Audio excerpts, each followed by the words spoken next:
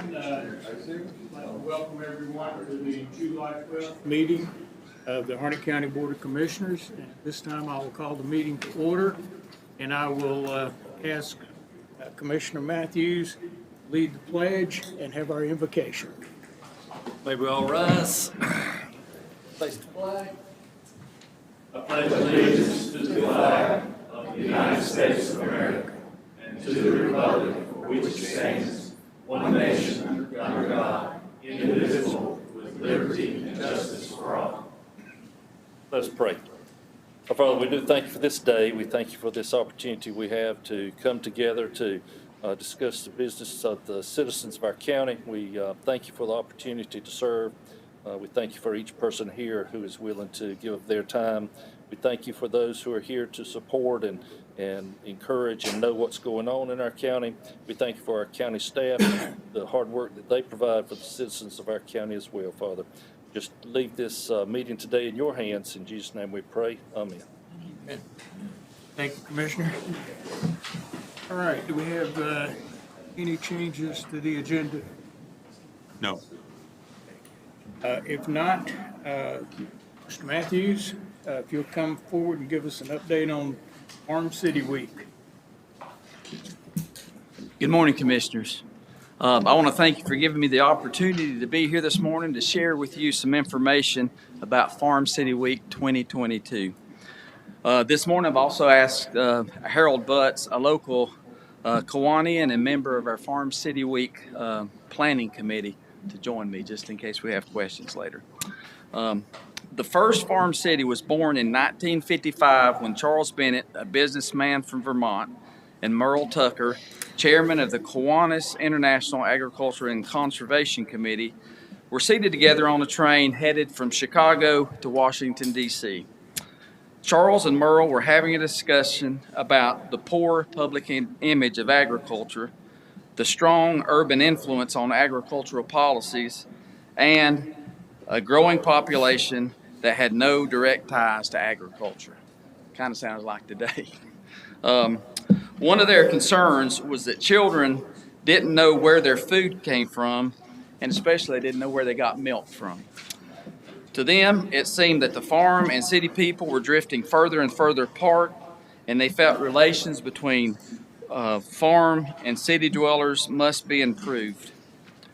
Mr. Bennett made these issues public, and soon after that, the National Farm City Committee was created and coordinated by Kiwanis International.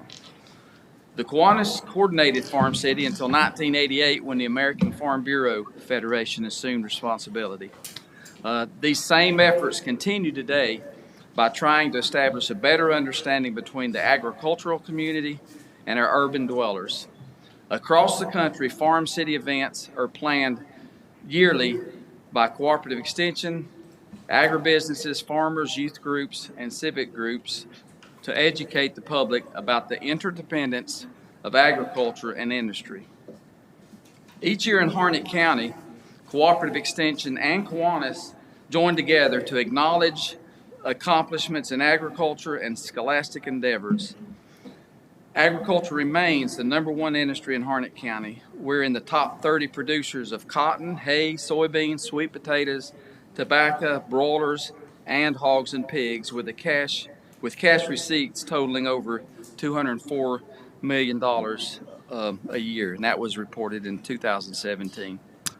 Harnett County farmers play a critical role in county and state economic success, with Harnett County ranking 14th out of 100 counties in total cash receipts. Farm City Week allows us to show gratitude to our farmers as we recognize the Farm Family of the Year, Female Agriculturalist of the Year, Friend of the Farmer, and Innovative Farmer of the Year during our annual banquet. So the reason I'm here this morning is to invite you to hold the dates for this year's activities. We will have a week of events planned for the week of November the 14th through the 17th. On Monday of that week, we'll tour some of our local farms and observe their operations and see some of the innovations they're coming up with. On Tuesday, we'll be having a tractor driving contest for both youth and adults. Our hope is that you guys will identify one from among you to compete in the adult division. And considering Mr. Nickel is not here, you might nominate him. That might be a little dangerous. Okay. On Wednesday morning, we will be serving a farm fresh breakfast here in the Resource Center, much like we did last year. This breakfast will feature Harnett County sourced local foods. And finally, we would like you to join us on Thursday evening for our banquet as we recognize our award winners. We will also hear from Chief Deputy David Smith from the North Carolina Department of Agriculture and Paige King Johnson, spokesman for Got to Be NC, and also a Harnett County 4-H alum. We're looking forward to Farm City this week and hope that you can join us for as many activities as possible. And again, I just want to thank you for your time this morning, and we'd be happy to answer any questions that you may have about our Farm City Week.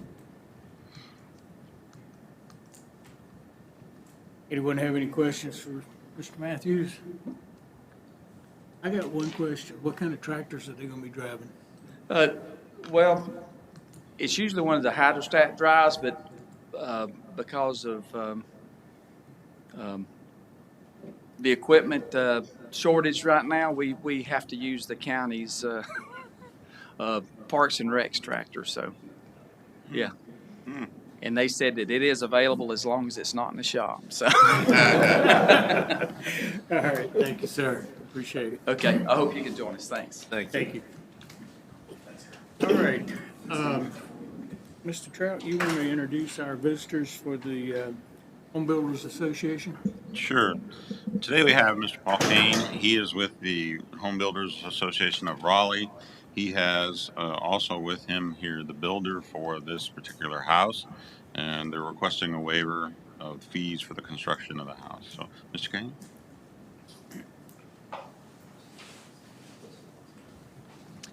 Thank you. Good morning. Thank you, members of the board, for entertaining us this morning. I'm Paul Kane. I'm with the Homebuilders Association for Raleigh-Wake County, but I'm really here in my capacity as the corporate secretary for Operation Coming Home. Operation Coming Home is a 501c3 charitable entity whose mission is to build new homes for veterans who were injured in combat operations, and in some instances we build homes for Gold Star families, in other words, the families of fallen soldiers. To date, Operation Coming Home has built 25 homes, and we're working on number 26. Even though this is the 26th home, it'll be the first ever home in Harnett County, and we're proud and excited to be doing that here. We get a sense that Harnett County is a county that's proud of its veterans and proud of the military, and we're glad that we can be here. So the way these homes work is Operation Coming Home, which is kind of a partnership between the Homebuilders Association and a group called the United States Veterans Corps, which is a veteran support group founded by a former member of the Homebuilders Association, this big guy here behind me. And so this cooperation, Operation Coming Home, we identify builders who want to build homes, and we identify veterans who are eligible and put them together. And then the builder goes to it, and they get all of their vendors, all of their suppliers, everybody involved to do something. If they can give outright, they do that. If all they can do is give a nice discount, they do that. Whoever the developer is will donate a lot. It's kind of this many hands make light work. Everybody's involved. And that's why we're here in front of you today, because we've always asked the governing authorities, a government entity that issues permits, to waive the fees associated with that permit to show that the community is behind this effort as well as the individual suppliers. So before we make the official request, I was going to let Andy say a few words about the recipient, because I think it's always important to understand the heroes that we're honoring, and then we'll close with letting Dallas with Mattamy Homes give you a little bit more information about the homes. I will say Mattamy Homes some years ago purchased a group called Royal Oak Homes, and Royal Oaks was the very first builder of Operation Coming Home back in 2008. Between Royal Oaks and Mattamy, the successor company, no building company has built more homes for these wounded veterans than they have. And I think that shows their dedication to our military and our injured veterans. So with that, I'm going to turn over to Andy Ladner with U.S. Veterans Corps to tell you about George Perez, our recipient. Thank you, ma'am, sir. Thank you for having us today. Staff Sergeant George Perez was a paratrooper in the 82nd when he was 19 years old, lost his leg. Now, if you guys realize, most wounded warriors, when they get injured, they usually get out right then. And he asked the Army, I don't want to leave, and I want to continue to jump. He stayed in the 82nd with a prosthetic leg and jumped 89 times. And if you're like, was that a lot or not a lot? One of your deputies outside, who used to be an airborne instructor, he can tell you that's a lot, especially for a prosthetic leg. When he got close to 30, it wears on your body, kind of like the NFL. And he asked, is there something else I can do? I can't do static line jumps, slamming the ground and over again. So they said, would you like to go become a Golden Knight? So he went to become a Golden Knight, 2,000 more jumps later, and he's retired. And to see that, imagine that many jumps that he wore on his body. The boy is my size. He's over 6'4", big old boy. But just to know him as a person, that we always tell stories about injuries, and they're deployed to Afghanistan and Iraq. But to know that this kid, when he was 19, an adult now, that he would stay in and deploy again with a prosthetic leg, it's just unbelievable. I don't know would I have done that when I was 19. So he's a remarkable individual. We would love for you to meet him. There's always 2 ceremonies that are a part of this ceremony. A part of the whole project. There's always some sort of groundbreaking, raise the roof. You guys would come out probably around September 11th. And in November, it'll probably be November 10th, right before Veterans Day, we'll do it in a dynamic fashion. We'll parachute the keys in and have a big ceremony. And I'll bring Dallas up. He can tell you about the home and the area that we're talking about. Thank you, sir. Thank you guys for having us. We appreciate it. Just on behalf of Mattamy again, we were acquired about 5 years ago. We were Royal Oaks, and I was actually with Royal Oaks. We were acquired by Mattamy. Royal Oaks built the first 5 Operation Coming Home houses, and Mattamy carried on the tradition, and we've built 11 to date, which is pretty outstanding. I myself I've been a part of 5 of them. Personally built one when I was a builder, which was absolutely amazing. And when he says we put on a show, it's a show. Parachuters come in with keys. There's live bands. There's sometimes tanks. You name it, and we have it. But it's really important to give back to this veteran. We're building in Providence Creek, which is one of our new communities over off of Harnett Central Road. We have built the first probably 12 houses in there. It's going to be on lot 64. We'll build a true ranch plan. We'll make it, pretty much to Sergeant Perez's needs. So wider doors, bigger door cases, roll-in showers. We'll cater to him and to everything he needs to carry on as normal life as we can. So we're really proud to donate to this. We'll donate. Mattamy is the developer for this land, so we'll donate the lot. And it's always amazing to see. I'll send an email out to our trade base and say, hey, Operation Coming Home, we're going to build another house. And within 2 days, I have every trade is lined up. All the materials are lined up. And it's just so, it makes you feel so good when all these people just jump in right away. And all these trades have done quite a few of these houses. And you can imagine with the material and labor shortages and prices these days, they still jumped on right away. So it's pretty remarkable to see. We are ready to start construction. Again, we're just asking for you guys to waive the water fees, which are $48.40, and then the permit fees of $1,000. So again, we'll ask you guys if you would waive those, and we'll get to building, and we'll build this guy a house. Well, I'm going to speak for the board for a second, if I may, but thank you. Thank you for what you're doing. This is just an awesome project. I appreciate you coming before us and telling us about the latest project you've got going on. Come to us anytime you've got one of these projects going on. Anybody have anything they'd like to say? I got a question. Yes, sir. Andy, I remember you from working over in Dunn about 10 or 12 years ago. That you? I think so. I think it was, so I was just wondering if I was recognizing. Well, that's where the father of the Airborne Museum is, and that's That's where what I'm talking about. Mike Elliott, our parachute captain's from. Yeah. Yeah, okay, that's it. So we did a movie premiere there. Yeah, that's it. Saints and Soldiers, Airborne Creed. Yeah. Yep, that was All right. us. I was just thinking it was the same person, just want to get it in my mind. Yeah, we do a little bit of Hollywood stuff sometimes too. I appreciate what you guys do. Thank you, sir. Yes, ma'am. First of all, I want to commend you for your service. And tell me again, could you repeat the fees that we're waiving? It's $4,480 and then the $1,000 permit fee. The $4,840 is the utilities, the water tap service, and the $1,000 is the building permit. Yes, ma'am. I think it's a good thing. It's a really good thing. I mean, you guys, military, keep us safe, Yep. and I appreciate that. And we appreciate you saying come to you anytime. I mean, that's huge. We've built 11 of these in Fuquay, and it's we're excited. We built the first one in Garner last year, and then we're super excited with the proximity to Bragg, and he works at Bragg too, and you know it's a great location. Harnett County can do something special. Anyone else have anything they want to say or ask? If it's agreeable with the board, we will put this on the consent agenda for the 18th. Mr. Chairman, I make a motion that we will add this to our consent agenda for the 18th.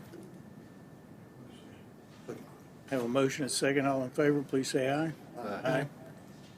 All right, very good. Thank you. And again, let us know what we can do to help. And if you have any questions prior to the 18th, please feel free to reach out to me, and we will get, when we get the date settled for our raise-through ceremony, our key ceremony, we'll make sure that every one of you get an invitation. Yep. Thank you. Sir. Thank you. Thank you guys. All right, thank you.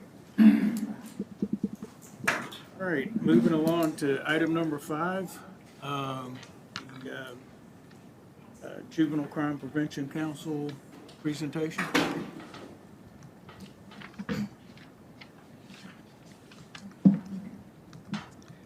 Good morning, and thank you for the opportunity to present the Harnett County Juvenile Crime Prevention Council, Jcpc, 2022-23 Annual County Plan. Each year, the Jcpc submits the plan for the upcoming year based on the $320,045 allocation presented to Harnett County by the state of North Carolina. The plans for this coming year are as follows. 4-H Teen Court has been awarded $35,000. Harnett County Juvenile Restitution has been awarded $88,000. Harnett County Sheriff's Department Police Action League, the PAL program, is $64,000. Healthy Choices, $24,591. Done PAL Academic Career Readiness and School Kids Empower program, $92,954. And the Harnett County Jcpc administration costs, $15,500. Each year we present this plan. As I stated earlier, this is the allocation given to Harnett County to Harnett County for use for funds to provide services for DJJ youth, or youth who are at risk.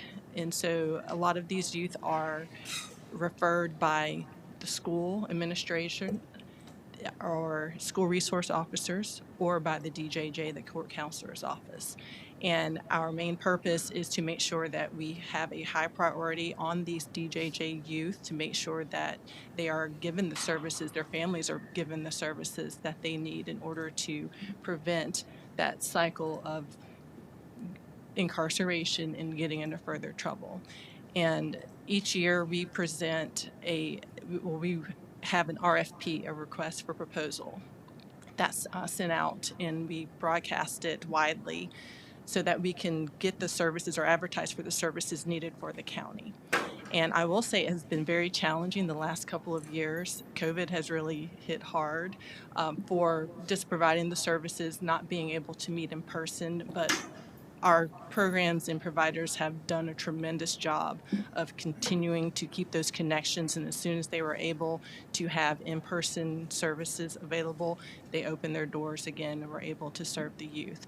And it's been our pleasure to work alongside of these providers to make sure that the services that they provide are offered to the youth and make sure that the youth are aware of it. With that, of course, increase in costs. You can imagine the transportation costs alone for those programs that are able to transport the youth to their programs. A lot of these programs are after hours. They might be in a different location from their houses or from their schools. And so a number of our services or service providers have been able to transport those youth to and from their homes or from school and to their homes again. And so with that, it's been very difficult for us as a Jcpc to make decisions based on the requests that are provided for us. For example, we received 6 applications this year for funding, and we were $90,000. There was a discrepancy of $90,000, over $90,000. So unfortunately, we're not able to fully fund these programs. A number of these programs, or I will say a couple of these programs, are housed within Harnett County, our juvenile restitution program, and also the teen court program. So I believe I put in the plan, you'll read that there's a request for just being aware of that and knowing that additional funds might be needed from the county in the upcoming years to make sure that they have the full costs that they need in order to operate fully. And it's really important that we have, especially the teen court program and the restitution program within our county. Those are very important programs and services that we provide. I'll answer any questions. Yes, ma'am. I don't have any questions because I know the work that you all do, and I'm certainly proud of the work that you're doing, proud to be a part of that work, because if we can keep one child, one teenager off the street and out of prison, it's worth every dime. And I want to say, Whitney, I'm proud of you because I'm proud of how hard you work to keep these funds coming into the county for the service that you provide. And I also want to add, if you all have any doubt of the service that they are providing, take a drive out to the Shouttown, Littleton, PAL organization. I mean, Mark Hornsby, as well as all the other directors over these facilities. They have a gift, as well as Whitney, for working with youth and keeping them involved in things that will control their mind and making their mind go in the right direction. So I applaud you. I really do. Thank you for the work that you do. Thank you. You asked about additional funding. What amount of funding are you thinking about? So those funds would be requested or communicated from the programs. I know for a fact that the teen court program had to have additional funds included in this year's budget to help offset those costs that we were not able to fulfill. For example, their full request was for $55,000, but we weren't able to fully fund them, and we were able to award them $35,000. So I believe that they requested the additional $20,000, and I think there were some additional costs there. So I think they ended up with $22,000. That was part of the county budget. So those are the examples of what you might see more of in the coming years, just because it is so hard to fund programs. And unfortunately, we would love to be able to fund every program fully, but just with the allocation, we have to be judicious about how we apply those funds across the board. I agree with Commissioner McCoy. If we can keep one kid, get one kid off the streets and keep him out of jail or prison, it's worth the funding. if he goes to jail or prison, the state would probably spend more than what we would have given. Absolutely, yes. Any other questions or comments? Sure, I got a question. Shirley, what age groups do y'all deal with? We range in age from elementary school up through high school. So with the recent raise the age change that the state made a couple of years ago, we go up to like 18, 19 years old. Where do you start? How young? Depending on the programs, I think they have probably a minimum of age of like 7 for some of the programs. That how many are actually served at that young age, I'm not exactly sure right off the top of my head, but we do have there are certain programs that are able to serve. From 7 to about 19? Yes. That's a formidable years, too. Yes. Tough years. Exactly. And part of our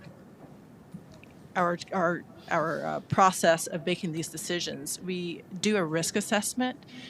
The state provides data to our Jcpc.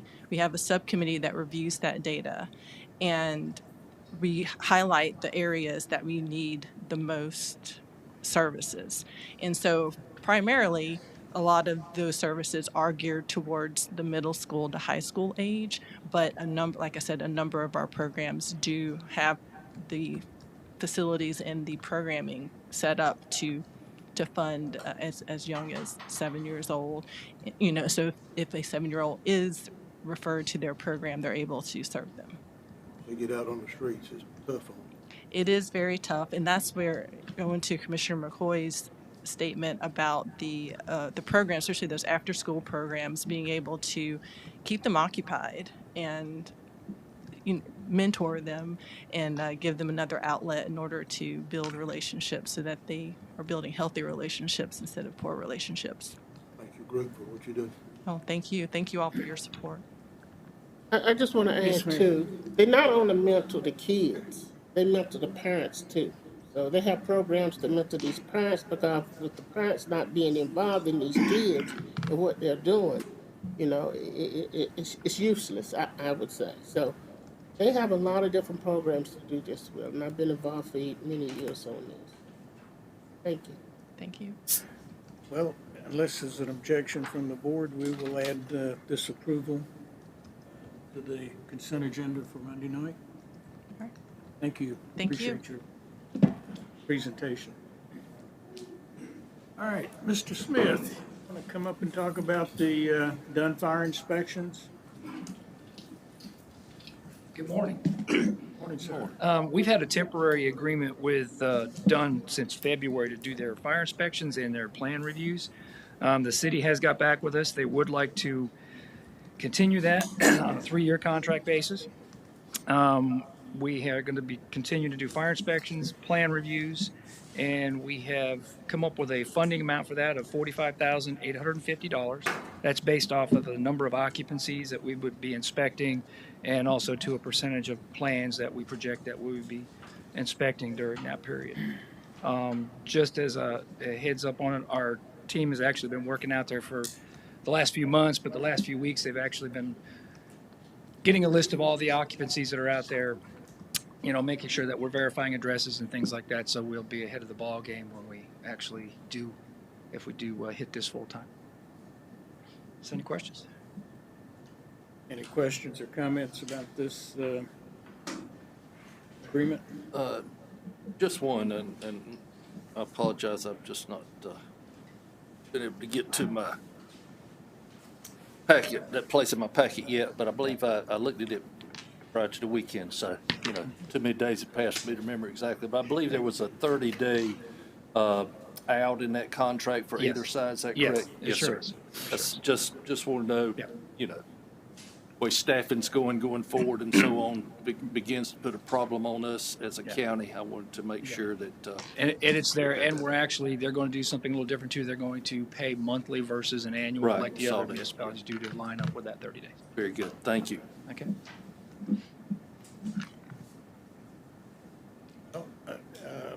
Permission of the board, we will put this on the consent agenda for approval.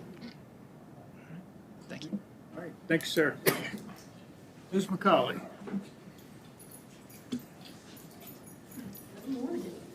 Good morning. So at the June 28th work session, I presented the consolidation agreement and an annual budget detailing the cost of the county taking on the 4 municipality public libraries there, Coates, Irwin, Andrew, and Dunn. And there was a request for clarification regarding salaries and a suggestion to trim out any unnecessary budget requests. And finally, we discussed the need to identify funding sources. So we're going to go through each of those very quickly. First, I'd like to talk about the salaries. There was a question as to whether or not any of the new employees that would be onboarding would be coming in at a higher salary grade than what our current employees are. And I have provided in your package there a graph. The first page is part-time, which are hourly paid employees. And in blue, you will see our employees here at the main branch and how much they make per hour. And you can compare those with what the branches are coming in at. So with the new 22-23 salary grade table, so according to the agreement, salaries will be assigned an appropriate pay grade within the county salary grade table consistent with their job title and duties. If the municipal salary is above or within the salary range of the grade in which it falls, then the employee will maintain the salary with the county, and any employee who is brought in with a salary below the position grade minimum will receive a salary grade equal to the grade minimum salary. So basically, all the town employees coming over are below the star of our salary, where they would fall in our grade, with the exception of the Dunn director. And we have one employee at the Anger Library who is 5% higher. But I believe that there's going to be some changes there, so that may not even be an issue.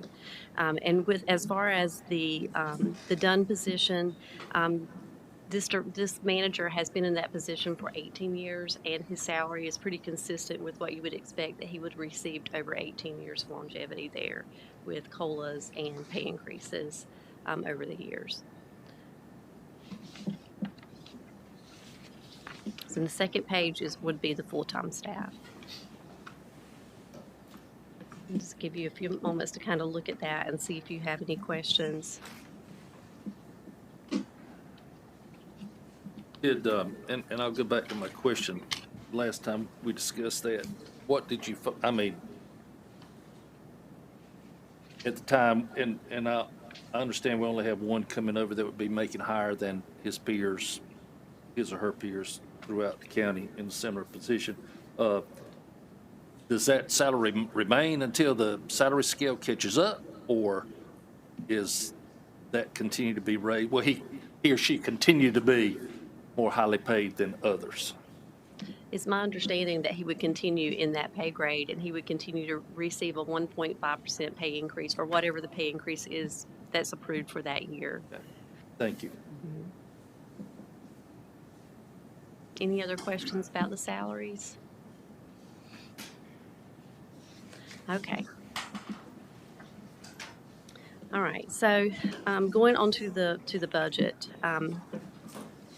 I did provide you a budget with each of the towns there and notes, so if you have any questions about anything, some of it may not be quite comprehensible to you. It is comprehensible to me in the library world. Some of these are library terms, but I would be more than happy to explain any of these details in these notes. But I basically took each budget line by line and trimmed out anything that I thought we could possibly do without sacrificing our efforts to provide consistent library experiences throughout the county. You can see that I have cut out the cell phone reimbursements, any type of advertising for Anger. I cut out postage, and then this budget also reflects the cost of 11 months of salaries, benefits, mileage, telephone, fax, utilities, anything that would be paid on a monthly basis. Instead of seeing the full year that I showed you last time, this would just be 11 months. So you can see that there's quite a bit of difference there. In fact, there's a 7.3 difference between Andrew's budget in this presentation than in the last one. But it is, again, on 11 months versus 12.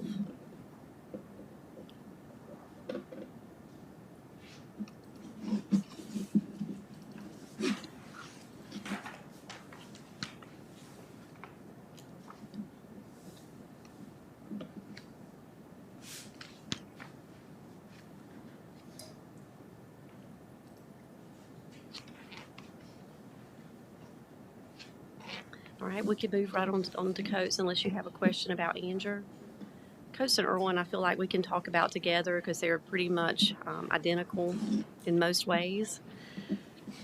They're also, the budget you see is on 11 months. Again, 11 months salaries, benefits, mileage, telephone, fax, utilities, cut their cell phone reimbursements, and advertising. I did make one change to Coates and Irwin. I did upgrade their part-time help to become program assistants, and I have a reason for doing that. It added a $6,000 increase to their budgets, but it's going to save us about $33,000 on our budget here at Maine for support staff. So I had a strategy for doing that. What I'd like to see is that these part-time library assistants that would normally be used for just running circulation desk and shelving, I believe that they could take on some of the program responsibilities, and then we would not have to hire one of the program specialists here at the main branch, which would have been a full-time person to take on all the branches. So I feel like if we add these two, which would just be, again, $6,000 each for each of these two branches, we would save that whole full-time position at Maine, as well as the benefits from that, full-time benefits. So while there is a little increase for Coates and Irwin, when I went back and refined the budget, you're going to see a large decrease when we get to the main library. I'll give you guys just a moment to take a look at that.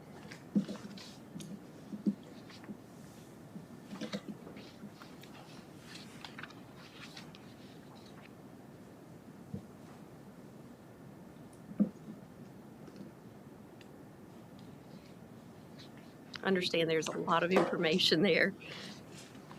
I'm not quite understanding.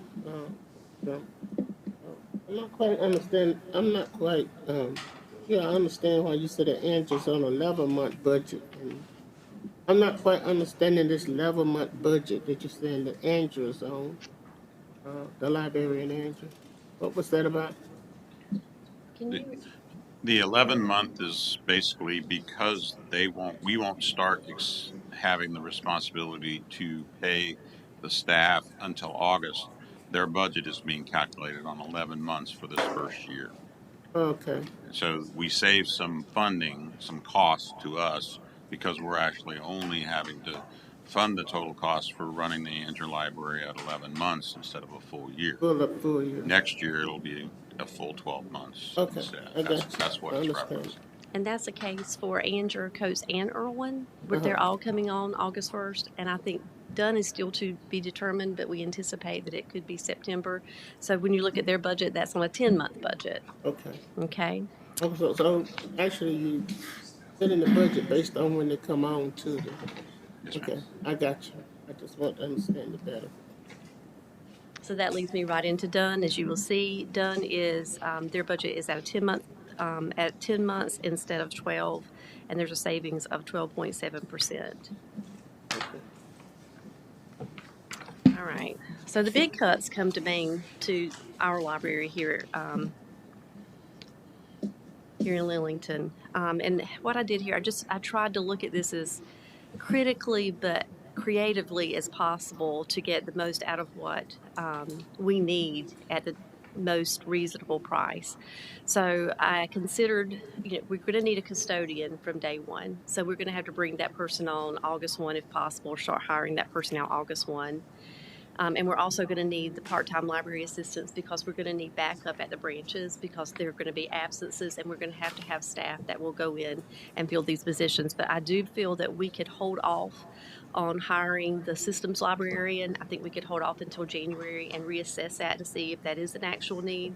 I think we could do the same thing for one of the full-time library program specialist, wait till January and do that, and then possibly not even hire the second library program specialist, but assess that later in the year to see if we need that. So by doing that and cutting all these back, that was a significant savings. In fact, it was 63% less than what I presented 2 weeks ago.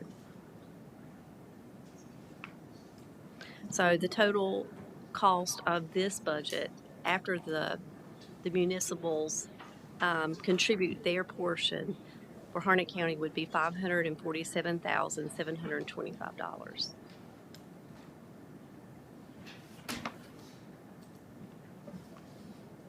Do you have any questions?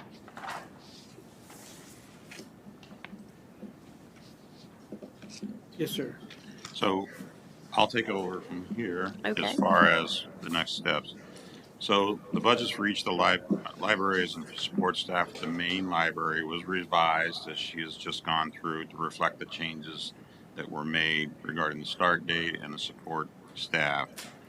The revisions led to the reduced amount that you see there. The budget increase for fiscal year 23 budget from the consolidation will be $547,725. I appreciate all the hard work that Angela and Lisa went through in order to get it to that number.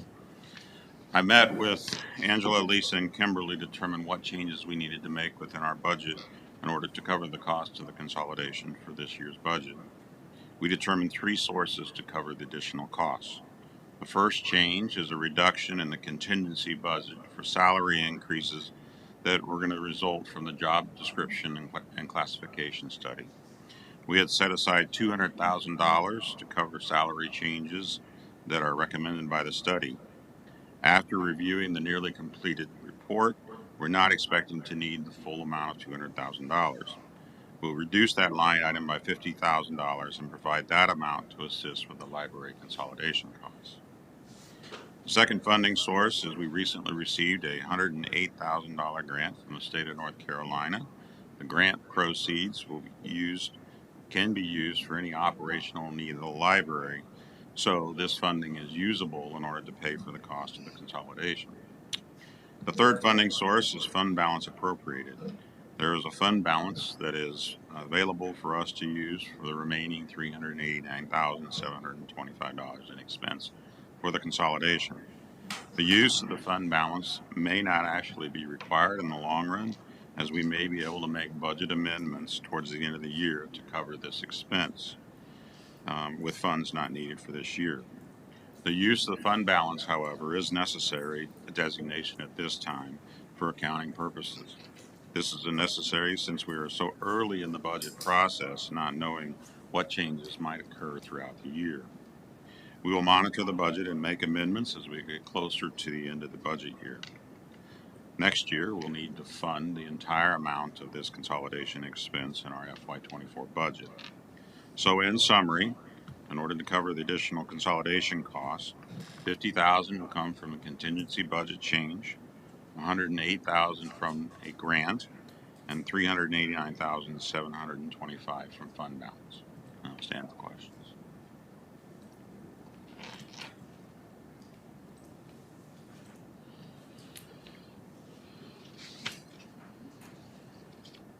Comments or questions from the board? Mr. Chair, I'd just like to thank Mrs. McCauley and county staff for your hard work. I think this is a good thing to be able to bring all of our municipal and our county services together, and so that the offerings at one place will be the same quality that we'll have everywhere. So I appreciate your hard work, and I especially appreciate you sharpening that pencil and working on that budget. Did a good job with that. Thank you.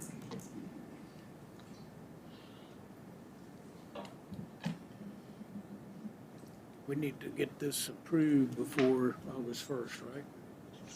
Next week we can approve it. That'd be great. We expect to have the last of Irwin Coates and Andrew approved on the 14th, and we're still waiting on to hear from Dunn.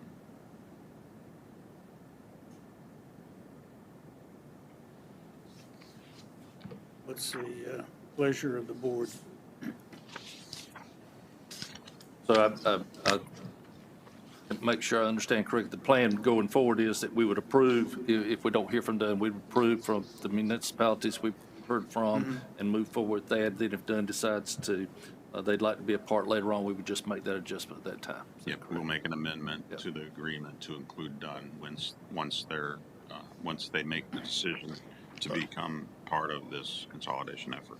Well, Mr. Chair, being we've spent a good deal of time in 2 work sessions going through this, and Mrs. McCauley and staff have spent numerous hours working through it, I have no objection to it going on to the consent agenda for next week.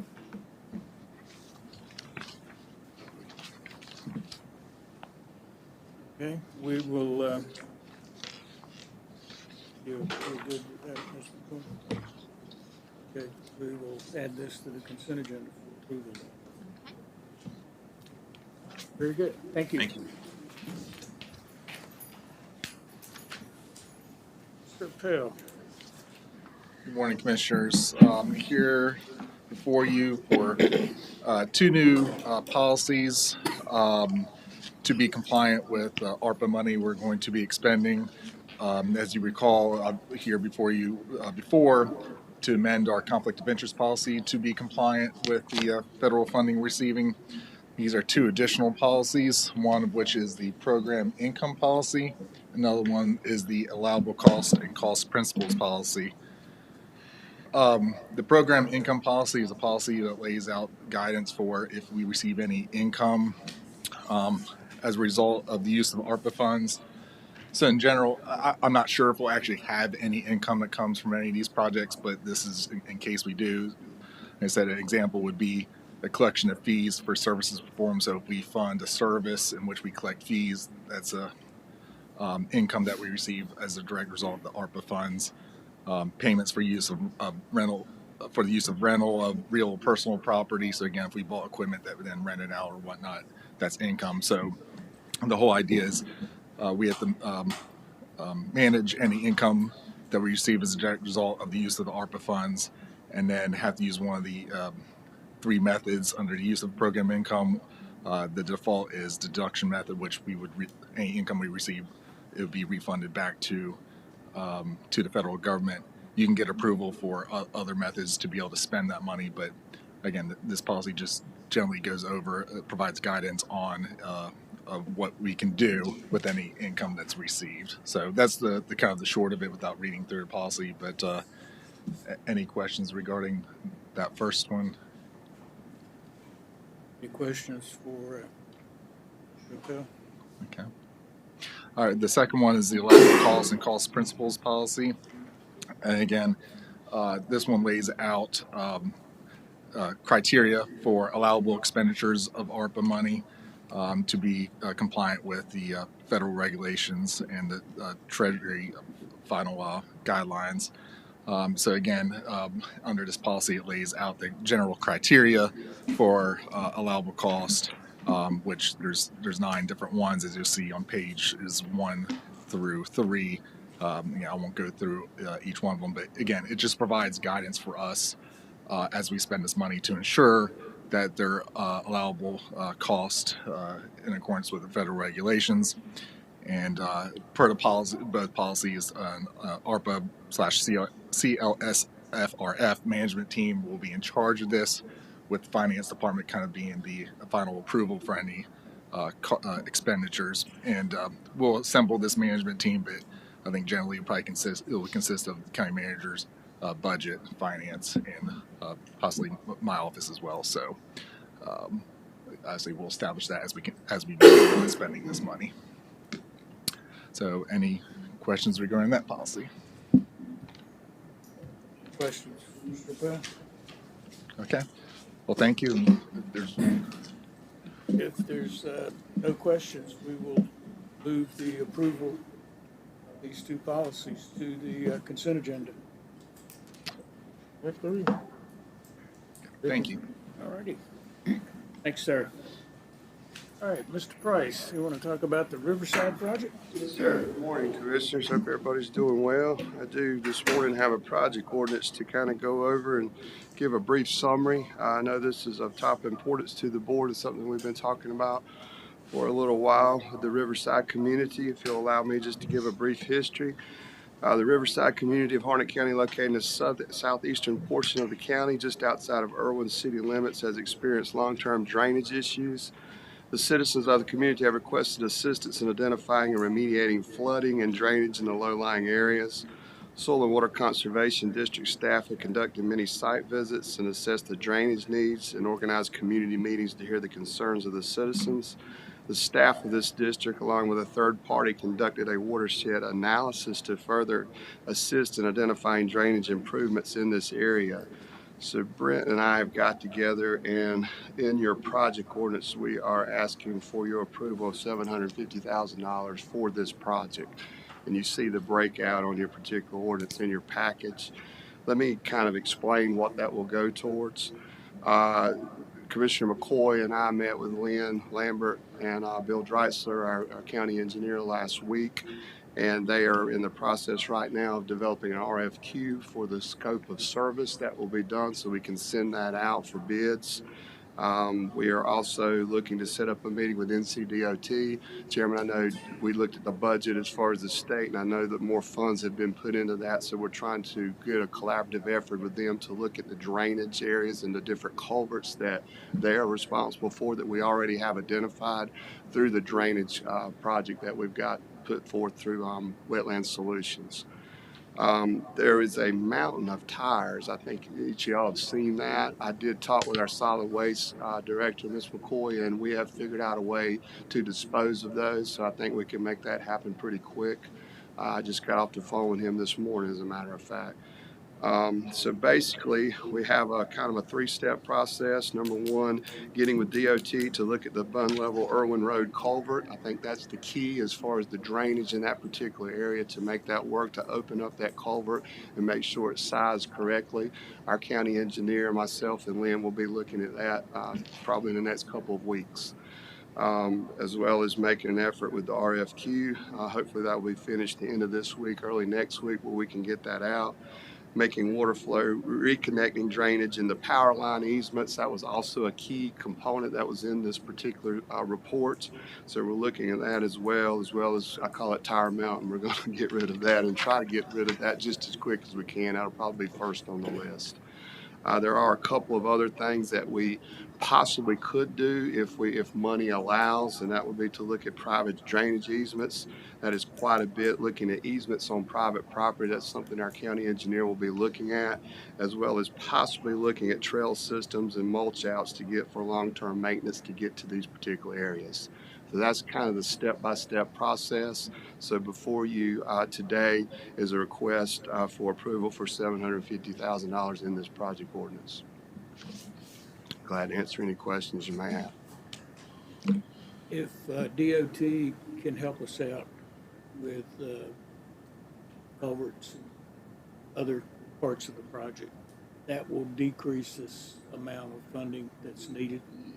Yes, sir. I think once the scope is put out in the RFQ, we'll be able to define that clearly. And then after we meet with DOT and hopefully get their commitment to move forward, we can reduce some of that if it's on their right of way and as far as the project that they can help us with. But that is something we'll look at the top of our list.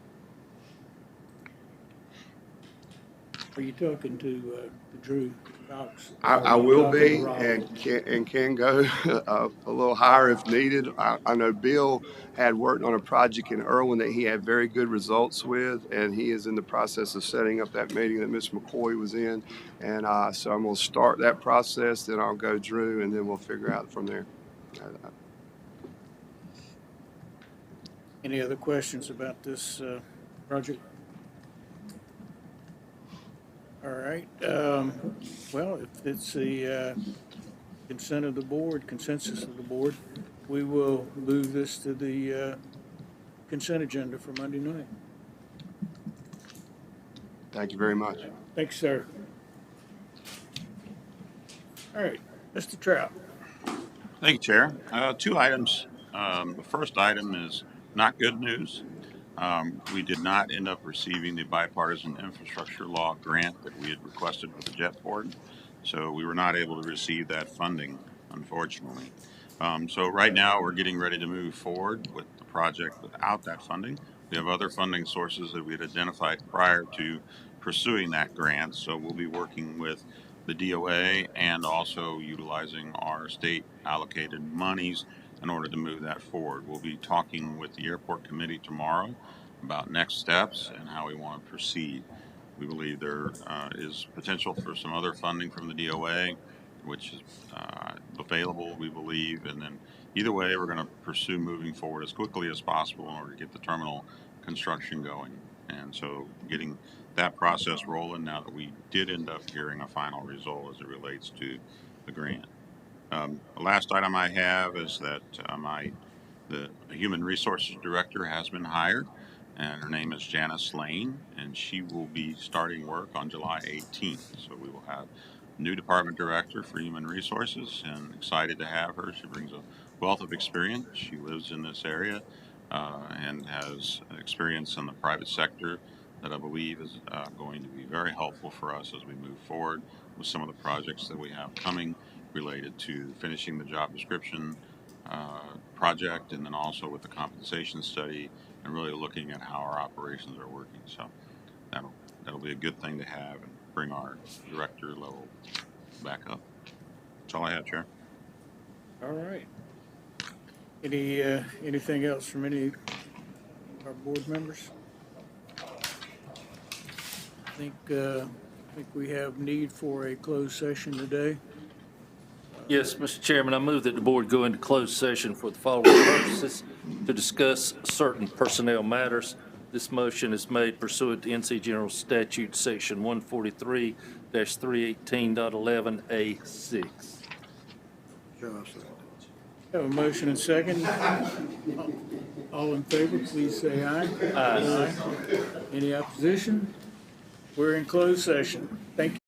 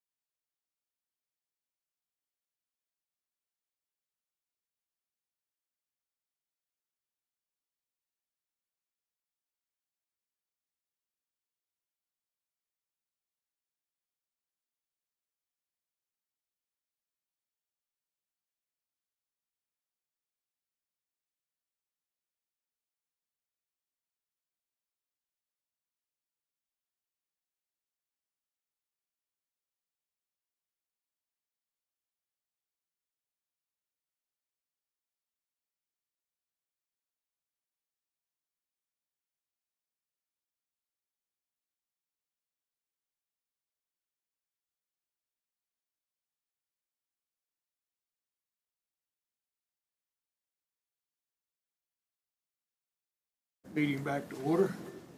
Mr. Truff, could you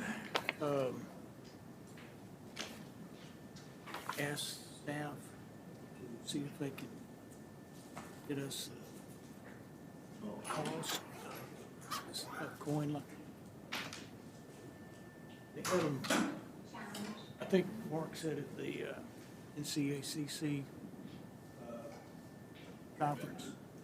Yeah, no, the counties were giving them out or swapping them and that kind of thing at the convention. We don't have one. Yeah. I think they're way off.